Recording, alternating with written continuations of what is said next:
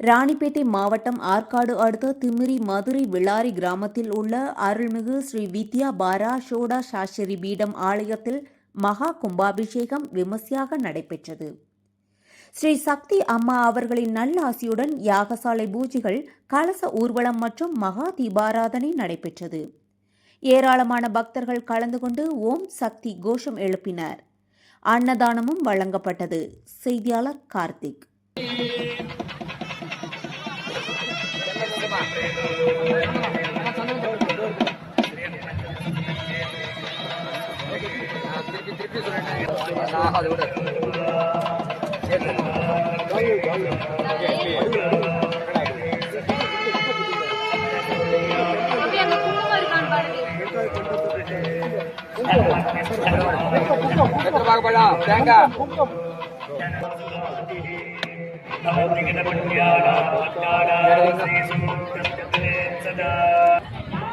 இங்கேதான் நான் உடனே அங்க மீட்டிங் போனேன்பா. நான் மட்டும் வந்துருவேன்.